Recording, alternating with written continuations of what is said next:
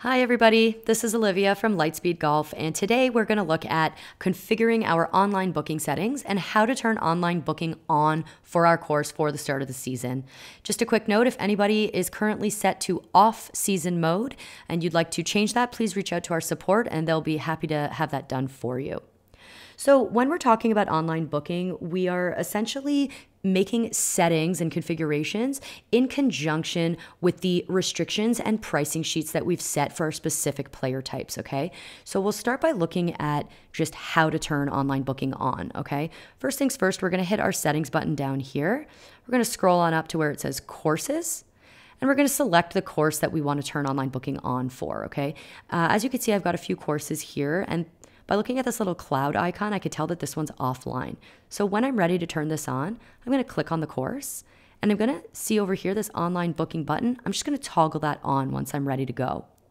And as you'll see below it, there are a few additional settings that pertain specifically to the course in question. So I can decide which booking products I want to be available for my players online, you know, those round durations, the default product that will be added, you know, at the time of making the reservation.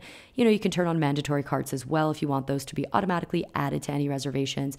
All of these settings are free for you to play with as needed. Okay, so I'm going to close that for now. Come back to that shortly. Let's start by looking at our online booking settings under channels. So if you see, first things first, I've got my default player type up here. So when we set the default player type, this essentially determines the player type that is automatically going to populate the tee sheet when a player goes online to make a reservation. Now you'll notice that it's set to public. That's because members will already have logged into their Chronogolf account when making a tee time reservation, and their player type will already be kind of affiliated to the customer profile.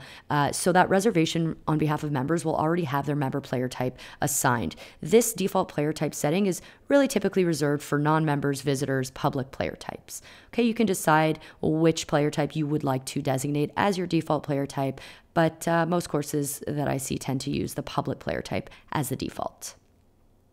Next, we've got the hide turn tee times button. This will allow you to essentially hide the return times on, you know, the booking widget. If you're a 9-hole course that has a bookable 18-hole round product, the return times won't be visible anyway. But if you have an 18-hole course and you don't want your players seeing the return times, you can go ahead and turn that on.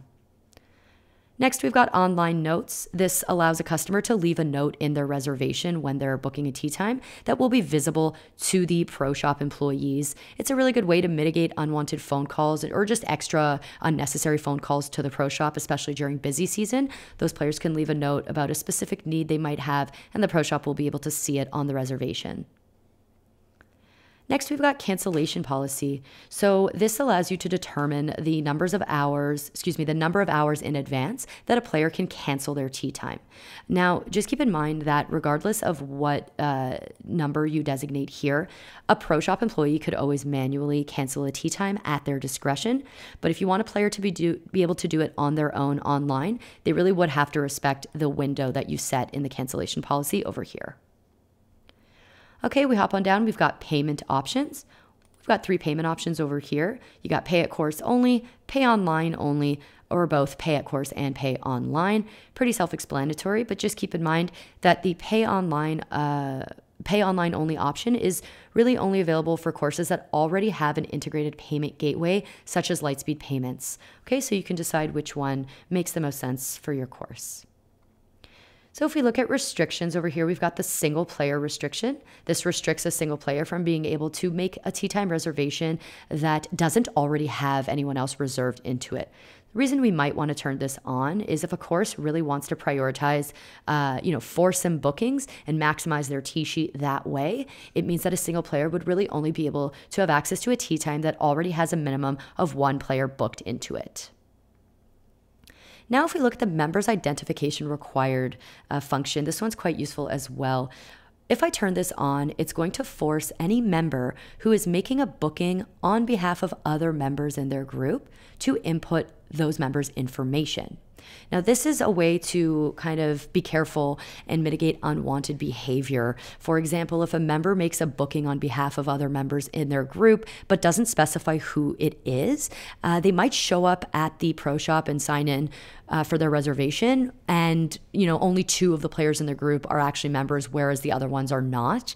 And then what happens is those other players are actually getting member player privileges that we don't necessarily want to accord. So it's a good way for the club to just be careful and really mitigate that unwanted behavior. However, we do have the ability to make some exceptions to this rule.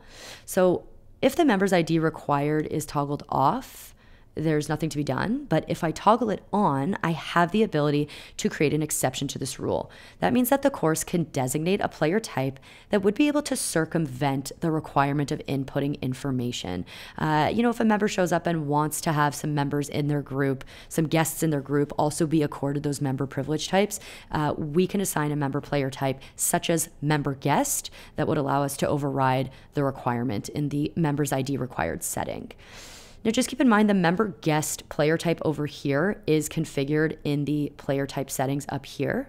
And we would typically configure the member guest player type as a member player type and not as a visitor player type, so that they can really have access to the same kind of member privileges, but also so that we're restricting public players from being able to book member guests online as well. We really only want the member guest exception here to be bookable by members. Okay, so just keep all that in mind as you're deciding what makes sense for your course. If we hop on down to credit card required, we can essentially force certain player types to input payment information in order to complete a reservation for a tee time. You can decide in this drop-down menu over here which player types you want to force to input the payment information. Here I've set them to just be public player types, but you can have all your player types, you could have no player types, you can cherry pick which ones, really up to you. And in setting the credit card requirements over here, it won't actually charge these player types. It won't charge their credit card immediately upon booking. It'll just force them to have payment information in order to keep their booking. Okay? And last but not least, we've got the prevent overlapping bookings function. This really restricts players from booking more than one tee time within a given time frame. So if I turn this on and I set a 4-hour time frame over here, what that means is that a player who is booking an 8 a.m. tee time will not be able to book another tee time on that same day until noon of the same day. Okay? So all these settings to me look good. They've been saving as I'm turning them on and off, so there's nothing more to do.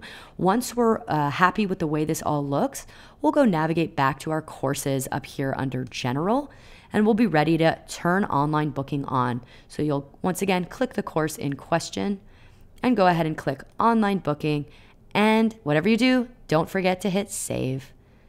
And there you have it, folks. You are now ready to go with your online booking. Thanks so much for watching.